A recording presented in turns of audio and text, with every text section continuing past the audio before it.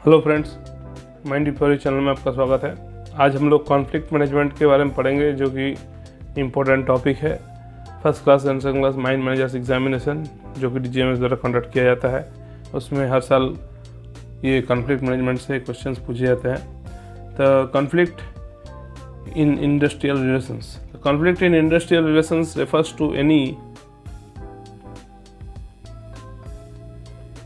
Disagreement और dispute that arises between employers and employees. Employers और employees के बीच में और एमंग एम्प्लॉयज़ के अपने खुद एम्प्लॉयज़ के बीच में कोई डिस्प्यूट है या डिसएग्रीमेंट है, उसको हम लोग कॉन्फ्लिक्ट बोलते हैं within a work place के अंदर। This conflicts can range from minor disagreements, छोटा कोई माइनर डिसएग्रीमेंट है, या to major disputes. Major dispute भी हो सकता है दैट कैन डिसरप्ट ऑपरेशंस, जो ऑपरेशंस को डिसरप्ट कर सकता है, रोक सकता है। नेगेटिवली इम्पैक्ट प्रोडक्टिविटी को भी इम्पैक्ट कर सकता है नेगेटिवली। यह है कॉन्फ्लिक्ट में जो कॉजेज रहता है, common causes of industrial conflict क्या है? वेज एंड बेनिफिट डिस्प्यूट्स, तो disagreements over pay, bonuses, allowances and other benefits, ये डिसएग्रीमेंट का कारण हो सकता है। Working conditions, issues related to work hours, किसी को लग रहा है कि वर्क आवर ज़्यादा है, सेफ्टी का मैटर को देखा नहीं जा रहा है, इस कारण से कॉन्फ्लिक्ट तैयार हो सकता है। जॉब सिक्योरिटी, किसी को है किसी को नहीं है। वर्क प्लेस एनवायरनमेंट सही नहीं है, ये सब कारण भी हो सकता है कॉन्फ्लिक्ट का। Union recognition, disputes over whether a union should represent employees और the terms of a collective bargaining agreement. Job security, concerns about layoffs, retrenchments and job losses, promotion and seniority, disagreements over promotion criteria, जो promotion criteria रखा गया है उस बारे में disagreement रहे, या सीनियरिटी राइट्स क्या है उसमें कुछ अगर उसको डिसएग्रीमेंट रहे। जॉब असाइनमेंट्स जो दिया जा रहा है वो उस बारे में भी डिसएग्रीमेंट्स रह सकता है। Management practices, issues related to unfair labour practices, कोई अनफेयर लेबर प्रैक्टिसेस पर किया जा रहा है, डिस्क्रिमिनेशन किया जा रहा है बेस्ड ऑन कास्ट और एनी अदर थिंग, और पुअर मैनेजमेंट डिसीजंस, इस कारण भी कॉन्फ्लिक्ट तैयार हो सकता है। टाइप्स ऑफ इंडस्ट्रियल कॉन्फ्लिक्ट, तो मेनली जो टाइप्स है वो है, पहला interest disputes, conflict rising out from disagreements over economic interest. Economic interest हो सकता है, such as wages, benefits and working conditions, ये इंटरेस्ट डिस्प्यूट्स है। Another one is rights disputes, conflict related to the interpretation and application of existing agreements or law। existing agreement या law का interpretation और application का base करके भी disputes हो सकता है, जिसको हम लोग rights disputes बोलते हैं। Another one is grievance disputes, conflicts arising from complaints about specific actions and decisions by the employer। कोई specific action या decision लिया गया है employer के द्वारा, उसके बारे में ग्रीवेंसेस दे के भी डिस्प्यूट्स तैयार होता है, कि उसको ग्रीवेंस डिस्प्यूट्स बोलते हैं। Consequences of industrial conflict, industrial conflict का क्या क्या कॉन्सिक्वेंसेस हो सकता है? कॉन्फ्लिक्ट हुआ, रीजन पता चला, टाइप्स पता चला, अब उसका क्या रिजल्ट होता है, इंडस्ट्रियल उसका क्या क्या इफेक्ट होता है। तो पहला है रिड्यूस्ड प्रोडक्टिविटी, तो कोई भी कॉन्फ्लिक्ट होगा तो पहला तो इफेक्ट प्रोडक्शन में ही आएगा। Strikes, work stoppage, low moral can significantly impact एक कंपनीज आउटपुट, कंपनी का जो प्रोडक्शन है उसको घटा देगा। डैमेज टू रेपुटेशन में भी डैमेज आएगा। Negative publicity and customer dissatisfaction can harm a company's brand. Next is increased cost, legal fees, lost revenue and potential fines can be expensive. Strained relations, conflict can damage relationship between employers and employ leading to a negative work environment. Employers and employ में मान लीजिए conflict हुआ तो उसमें क्या होगा, moral down होगा और साथ ही वो एक नेगेटिव वर्क एनवायरनमेंट तैयार करेगा। Interpersonal conflict handling styles in industrial relation, तो the way individuals handle conflicts can significantly impact dynamics of industrial relations. Here are some common interpersonal conflict handling styles.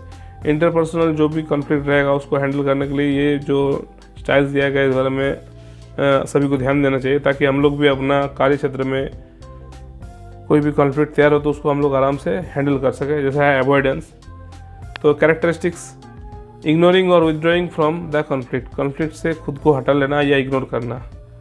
When effective, कब effective रहता है? When the issue is trivial, the other party is powerful and emotions are high.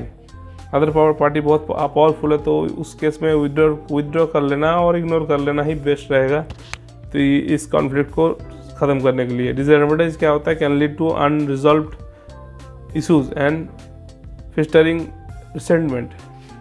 Next is accommodation. Characteristic क्या है? Giving in to the other party's demands, उसको दूसरे party का demand को giving in करना, उसके प्रतिबद्धता स्वीकार करना। When effective, when preserving harmony is more important than the issue से ज़्यादा इम्पोर्टेंट है हार्मोनी को मेंटेन करना। When you realise you were wrong, जब तुम समझ गए या रियलाइज किए कि तुम रॉन्ग हो, in that case accommodation helps. Disadvantage क्या है? Can be seen as a sign of weakness, तो वो बहुत समय साइन ऑफ वीकनेस भी के रूप में भी देख सकता है other party. And may lead to exploitation, उस केस में वो एक्सप्लॉयटेशन का तरफ जा सकता है, मतलब फिर से वैसा ही कंडीशन होगा और वो फिर से गिविंग इन मतलब सरेंडर करना to the other party's demand, other party का डिमांड को सरेंडर करना, मान लेना। तो वैसा अगर करेंगे तो ऑलवेज उसको मिसयूज़ भी कर सकता है, एक्सप्लॉयटेशन को भी बढ़ावा दे सकता है। Next is competition. तो कैरेक्टरिस्टिक्स क्या है? Using power, authority and manipulation to force your solution on the other party. तो यूजिंग पावर, अथॉरिटी और manipulation to force your solution on the other party.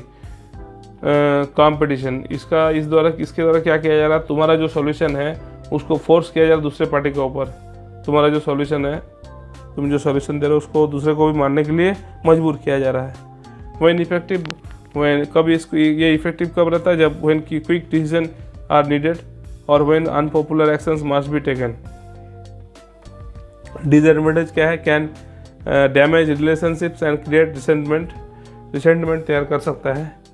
Compromise, ये कब चलेगा? जब finding a middle ground where both parties give up something to reach mutually acceptable solutions, ये बहुत important है। ये ज़्यादातर यही बोला होता है, कॉम्प्रोमाइज कर लेना। कुछ पॉइंट्स जो है, कुछ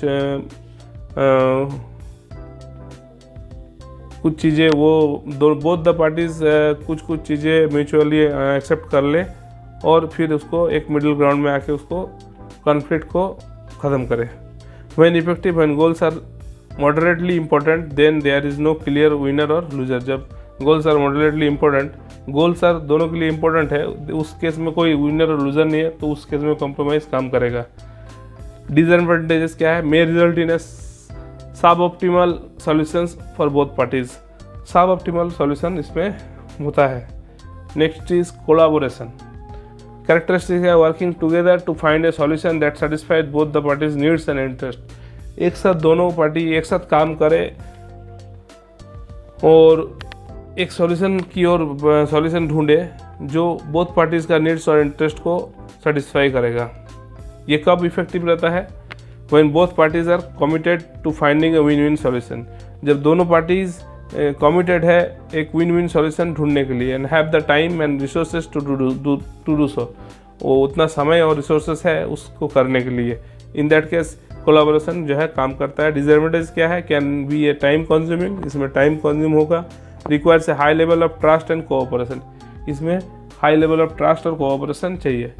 इन industrial relations, collaboration is often considered the most effective conflict handling style. It fosters a positive and productive work environment, builds trust between parties and helps it to resolve conflicts in a way that benefits both employers and employees. तो collaboration जो है बहुत ही important और अच्छा technique है। Which conflict handling system do you think is the most effective in industrial relation and why? इस बारे में आप लोग बताइएगा। नाउ विल डिस्कस दैट, यदि हम लोग कुछ स्ट्रेटजीज करें ताकि प्रिवेंट कर सके कॉन्फ्लिक्ट को, साथ ही कुछ रिजोल्यूशंस ले जिससे हम लोग कॉन्फ्लिक्ट तैयार होने ना दे और इजीली सॉल्व कर ले, और कॉन्फ्लिक्ट होने के बाद क्या क्या स्ट्रेटजीज यूज़ करें ताकि वो और ना हो, तो इस बारे में भी हम लोग डिस्कस कर लेते हैं। तो प्रिवेंशन करने के लिए क्या करेंगे? ओपन कम्युनिकेशन यूज़ करेंगे। Encourage open and honest communication between management and employees to prevent misunderstanding and address issues proactively. Fair and transparent policies रहेगा. Ensure that workplace policies are clear, fair and consistently applied. Employee involvement. Involve employees in decision-making processes to increase their sense of ownership and reduce conflict. Training. Provide training to managers and employees on conflict resolution skills, negotiation techniques and effective communication. इससे हम लोग जो है रोक सकते हैं conflict को. Resolutions, तो जैसे नेगोशिएशंस है. Encourage direct negotiations between the parties involved to find a mutually acceptable solution. Mediation, use a neutral third party to facilitate communication and help the parties reach an agreement. जैसे हम लोग का RLC में होता है, regional labour court. Arbitration, if negotiation and mediation fails, consider arbitration where a neutral third party makes a binding decision. वैसा decision करे कि दोनों पर बाइंड हो. Grievance procedures, establish clear grievance procedure and to allow employees to raise concerns and have them addressed in a timely and fair manner, ताकि किसी को वो ना रहे कि हमको भेदभाव किया जा रहा. पोस्ट कॉन्फ्लिक्ट स्ट्रेटजीज क्या है? फॉलो अप करना. Ensure that the agreed upon solutions, जो भी agreed upon solutions हुआ है, are implemented and that the underlying causes of conflict are addressed. जिस कारण से conflict हुआ था वो address हुआ है. Evaluation, evaluate the effectiveness of the conflict resolution process. Make adjustments are needed as needed. अगर कुछ adjustment करना तो वो उसको करना है. Learning from experiences. Use the experience to identify areas of improvement and develop strategies to prevent similar conflicts in the future. Future में ऐसा कॉन्फ्लिक्ट ना हो उसके लेके भी हम लोग को स्ट्रैटेजीज डेवलप करना है. एडिशनल कंसिडरेशन क्या रहेगा? Power dynamics. Be mindful of power dynamics between the parties involved and ensure that all voices are heard. सभी का बात सुना जाए. Cultural differences. Consider cultural differences that may impact communication and conflict resolution styles. Ethical considerations. Act ethically and fairly throughout the conflict resolution process. By implementing these strategies, organizations can effectively manage conflict in industrial relations and create a positive and productive work environment. तो conflict management जो है बहुत ही important part है towards achieving company's goal, vision and production. अगर production company तो उसका production सही से स्मूथली चले, उसमें कॉन्फ्लिक्ट होने से उसको क्षति पहुंच सकती है, प्रोडक्शन प्रोसेस को हॉल्ट हो सकता है. इसलिए कॉन्फ्लिक्ट मैनेजमेंट को हम लोग को अच्छी से जानकारी रखना है. और ये जो स्टाइल्स और तरीका सब बताया गया है कॉन्फ्लिक्ट मैनेजमेंट का, इस बारे में भी हम लोग को अवगत रहना है. Thank you.